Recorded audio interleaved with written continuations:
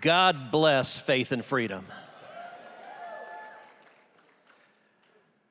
I'm going to commit a radical act. I'm going to speak the truth. America is great. Christopher Columbus discovering America was a good thing. George Washington was an American hero.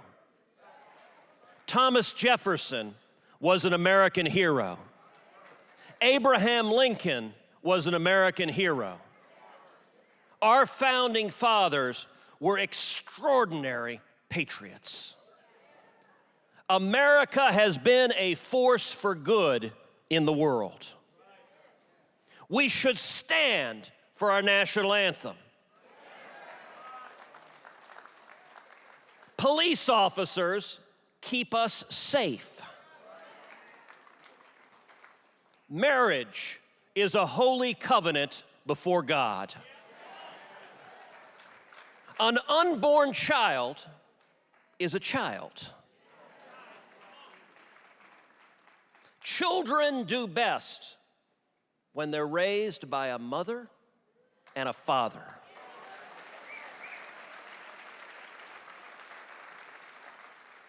Israel is our friend. The Wuhan virus came from Wuhan.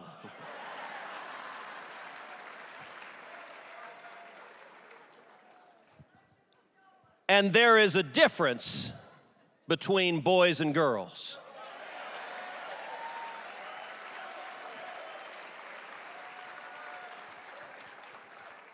I want you to pause and think for a second that just a few years ago, every one of those statements would have been utterly uncontroversial and blazingly obvious even to the most dim-witted among us.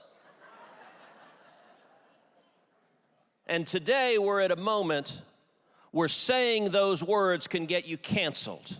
Saying those words can get you fired. Saying those words can get you erased. And I'm here today with two very simple messages. Number one, we need to defend America.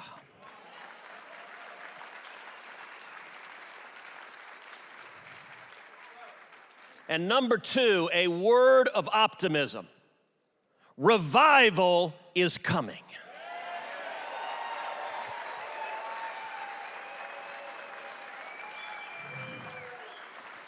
We are seeing an assault on our nation, an assault at a level never before in the history of this country.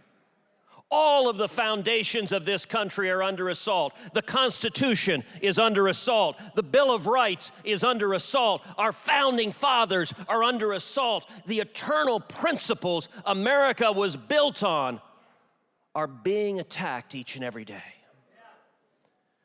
This assault is relentless, and the left is like the Terminator. They never sleep. They never stop. They're soulless, have no heart, no brain, and red eyes.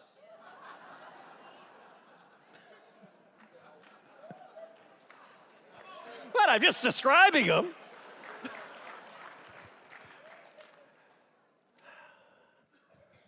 But let me tell you something.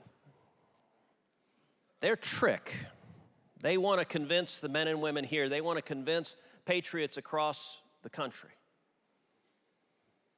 that when you think obvious truths, that you're alone, that nobody else thinks that.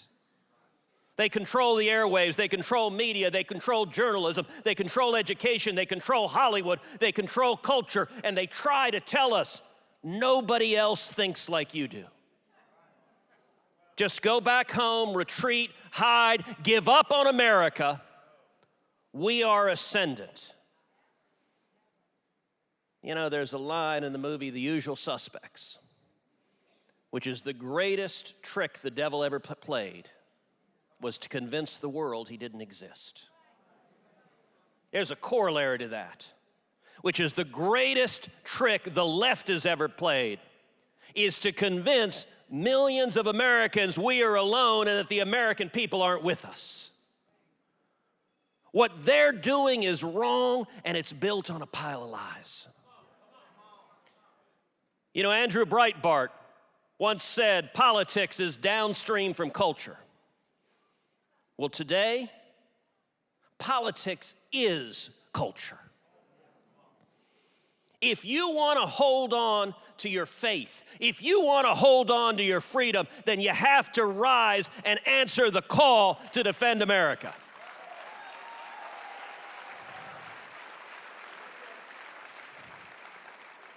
Now, as I was preparing these remarks backstage, I initially had a call to arms. And one of the folks on my team said, no, I'm sorry, you can't say that. No, in this environment, the numbskulls in the media, by which I mean all of them, the numbskulls in the media will say, see, it's a call to violent action. No, you nimwits. Because you need help spelling it out, let me help you on this. A call to rhetorical arms, a call to be prayer warriors, a call to organize, a call to mobilize, and a call to go to the ballot box and use your arms to vote the bums out.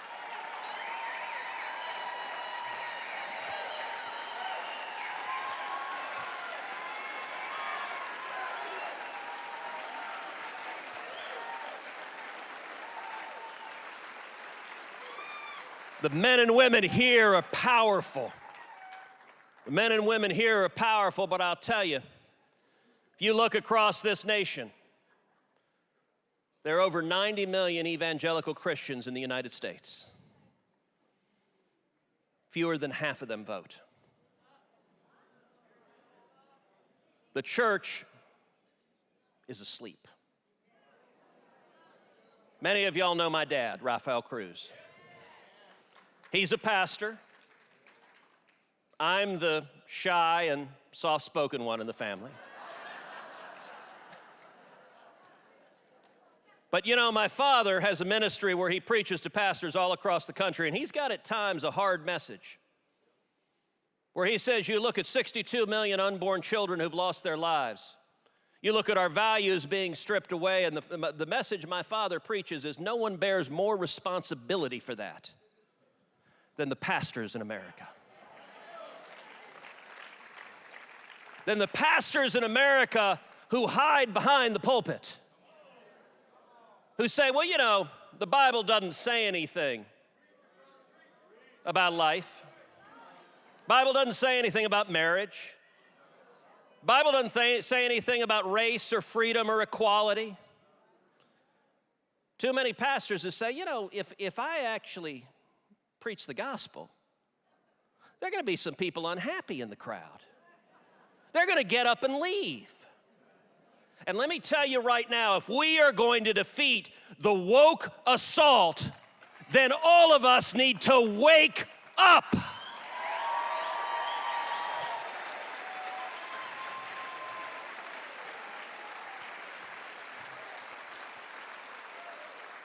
The slumbering church needs to wake up.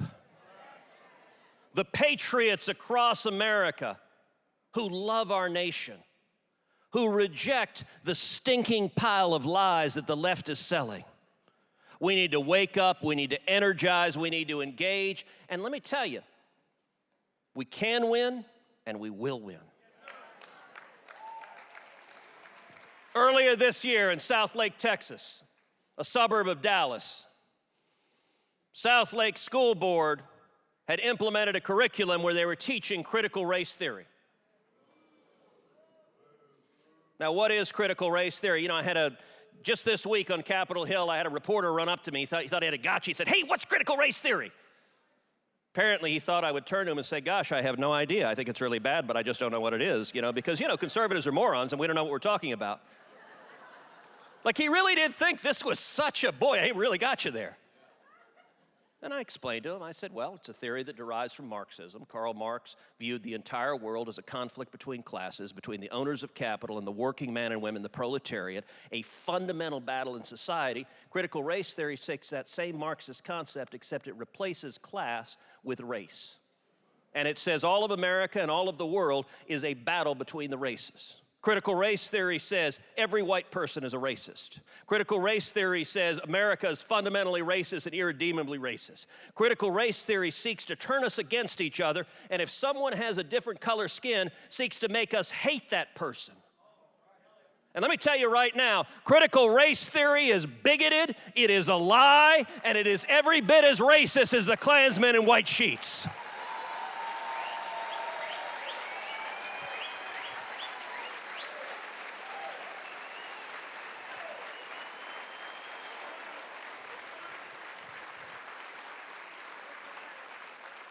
As a Christian and as an American, I love my brothers and sisters, whatever skin color you are, whatever ethnicity you are, whatever faith you are, whatever creed you are. We are commanded to love, period, the end. And those who would divide us, those who would spread lies, it is evil. It is exactly that, it is evil. But I tell you what, the school board did it, and it would be easy to say, well, oh, what's going on with America? We're just going to have to retreat home and be sad. I'll tell you what happened. The residents of Southlake, they rose up and they voted and they tripled the turnout for the school board election, and they threw those school board members out by a vote of 70-30.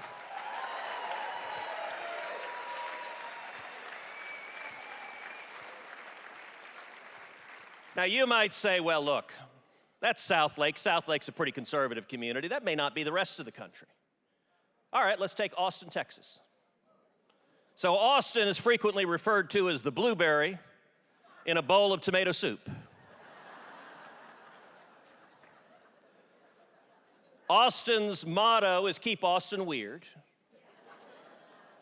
There's a famous beach on Lake Travis called Hippie Hollow that is a nude beach. You ever notice the wrong people go to nude beaches? You're just like, oh, please, no. Come on, no, nobody needs to see that.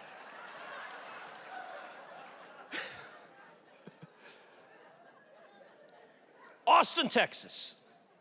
The Numbskull mayor, the Numbskull City Council, they decided it was a great idea to allow homeless people to set up tents and camp anywhere they want in the city of Austin. So you started to see homeless people. You started to see people who were drunk. You started to see drug addicts. You started to see people with mental illnesses camping out all over the place. The University of Texas, no bastion of conservatism, their police department wrote to the city and said, hey, this is really dangerous for our students. Well, you know what just happened? We just had a referendum in Austin, Texas, and the reliably liberal Democrats in Austin, Texas voted 60-40 to end the law allowing homeless people to camp out all across the city.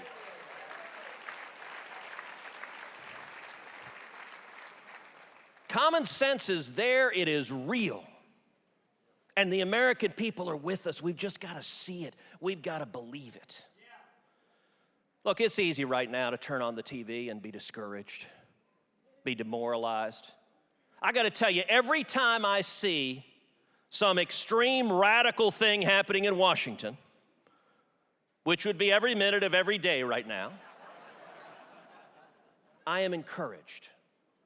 Because there's a natural pendulum to politics, and the further and further and further crazy left they go, the more the American people are going to bring us back and pull this country back from the edge of the cliff.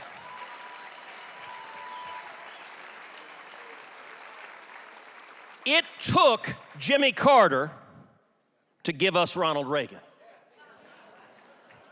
Joe Biden is Jimmy Carter 2.0.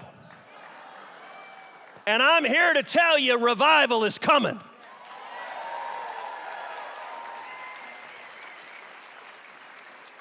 Proverbs chapter 30, verse 5 says, weeping may endure for a night, but joy cometh in the morning. I'm here to tell you, morning is coming. We're going to win in 2022 and retire Nancy Pelosi and Chuck Schumer.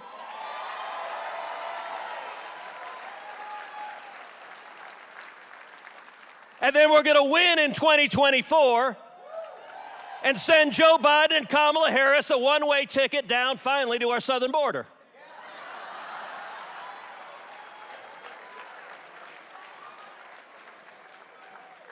And let me close with a simple story. It's a story that my dad has preached from the pulpit many times. He's preached it concerning salvation, but it is every bit as applicable to fighting for our nation. It's the story of a tightrope walker. Tightrope walker extends a tightrope across a gigantic waterfall. Crowd gathers to see him. The tightrope walker asks the crowd, he says, "How many of you believe I can walk across this tightrope and back?" The crowd cheers, and he does it. Tightrope walker then pulls out a wheelbarrow, says, "How many of you believe I can walk across this tightrope and back, pushing a wheelbarrow?" Crowd cheers, and he does it. He says, "How many of you believe I can walk across this tightrope and back with 2 100-pound bags of sand in the wheelbarrow?" Crowd cheers, and he does it. He says, "How many of you believe I can walk across this tightrope and back with a man in the wheelbarrow?" The crowd cheers, and he turns to a man in the front row. He says, "Get in the wheelbarrow." It's one thing to sit there quietly and do a golf clap. It's one thing to say, "Oh, I believe we'll save our nation." It's another thing to get in the wheelbarrow. It's another thing to be fully committed with every ounce you've got, to begin the morning on your knees on prayer for our nation, to spend the days standing and speaking the truth that America is great, that freedom matters, that faith matters, that we will take our nation back, that we will defend America. And revival is coming. God bless America. Revival is coming.